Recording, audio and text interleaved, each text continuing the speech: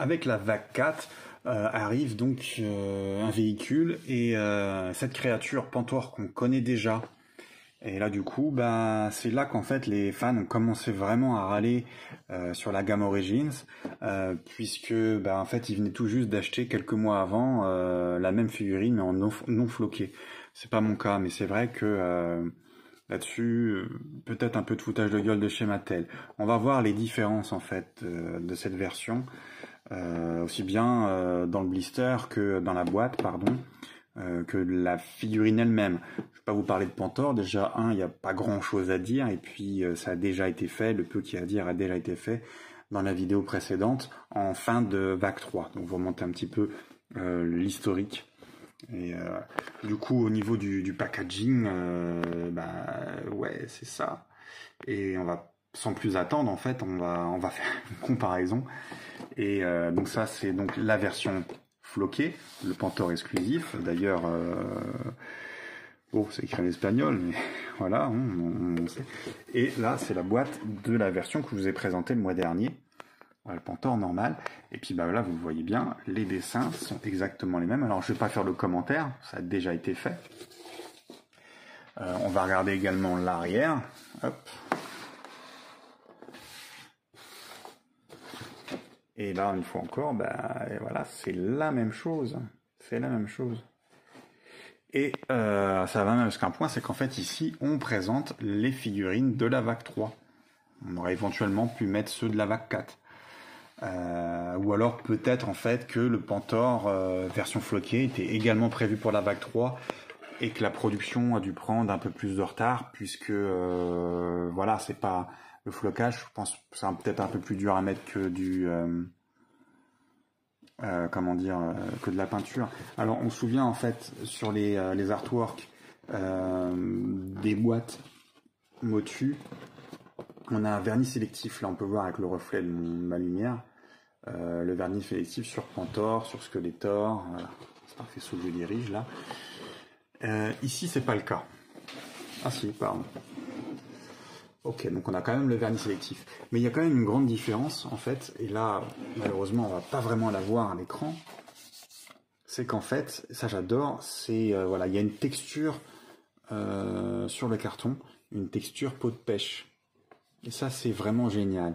Alors, on l'a vu récemment, j'en ai parlé dans la vidéo où je fais la review de la boîte du PowerCon 2020. C'est la même genre de surface.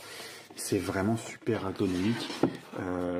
Là, on en est vraiment recouvert entièrement.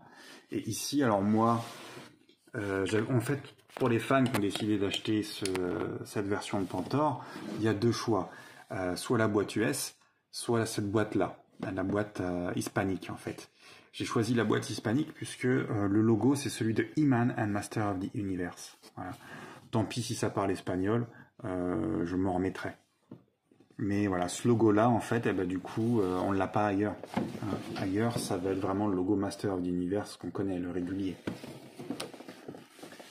Hop, bon ça, je les montre brièvement. Ils sont, je vais dire floqués, mais oui, il y a la même texture. C'est super. Et puis le logo He-Man and Master of the Universe. Non, c'est plutôt cool. L'intérêt, j'ai envie de dire l'intérêt c'est la boîte, mais en dehors de ça, non. La boîte, c'est quand même, enfin, les dessins sont vraiment exactement les mêmes.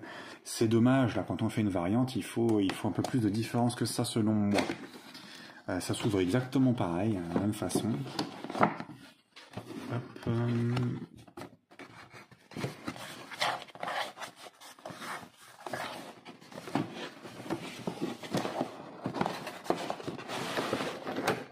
il y a une chose en plus, et ça j'aime bien, c'est qu'en fait on va avoir une bulle par-dessus la figurine de Pantor.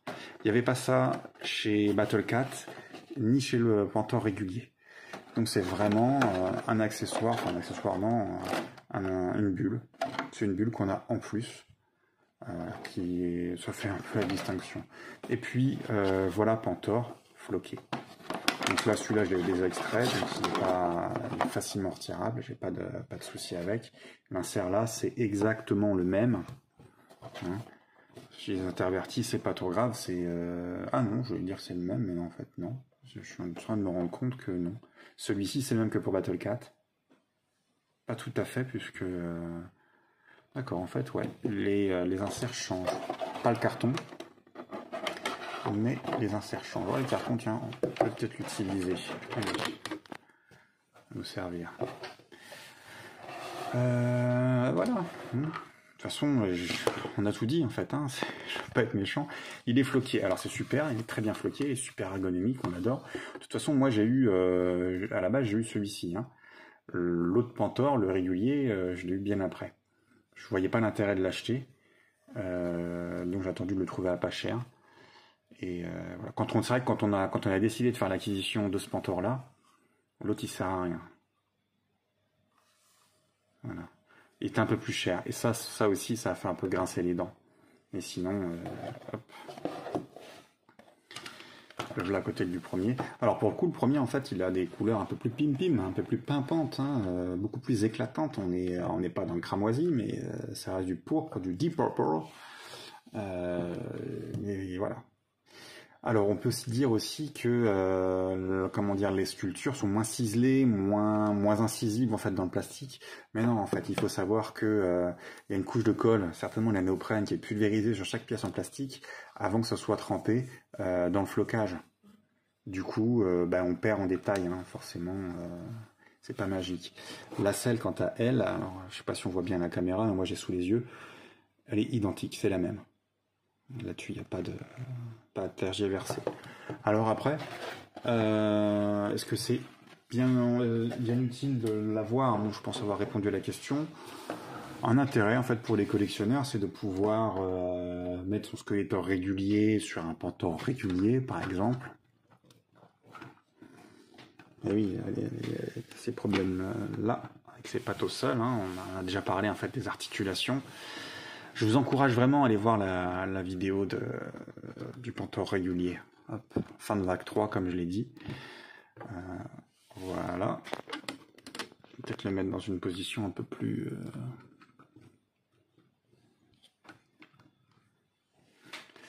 Et puis, utiliser ce Pantor-là. Hop. Faire de la place. Hein, pour... alors, on peut mettre Evelyne, on peut mettre d'autres, hein, mais sinon... Voilà. Un Pantor, un Skeletor Battle Armor, par exemple. Alors, n'empêche, c'est une belle créature, c'est vraiment sympa, moi je l'aime bien. Malheureusement, du coup, on a vite fait le tour, surtout si on a eu le premier avant. Et pas grand chose à dire, quoi, du coup. C'est un peu dommage. Mais bon, dans un sens, j'aime bien faire des reviews qui sont pas longues. Tout ça, c'est très chronophage et fatigant. Désolé. J'essaie de dire la vérité à chaque fois. Non, j'aime bien, j'adore les deux. Hein, je l'ai dit, j'ai pas regretté, je suis content d'avoir attendu. C'est une très belle figurine, le régulier. Celui-ci est plus beau quand même. Et puis voilà. Hein. Non, mais les deux sont bien. Moi, en tant que collectionneur, j'assume. J'aime bien.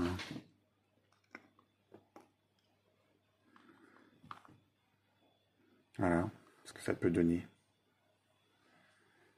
Un petit peu surex là, mais c'est pas grave. Il a plus un côté félin, plus un côté chat. En fait, il est poilu, on peut le caresser.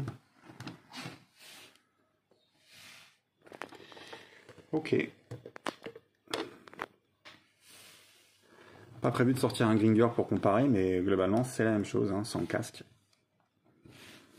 Donc du coup, la Mattel avait ce concept-là, du repaint, pour amortir au mieux les sculptures et les moules surtout. Hein. Et en fait, on poursuit avec la gamme Origins, sous couvert de se dire que c'était fait comme ça dans le vintage, et c'est ça qu'on aime. C'est vrai, mais enfin bon... une articulation en plus, par exemple, pour la version exclusive, sur les chevilles. Là, ça aurait été top.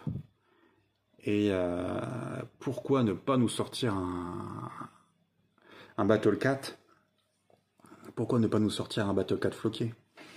Ça, ce serait vraiment top. Vous imaginez un peu qu'on puisse le caresser avec la fourrure verte et bariolée orange.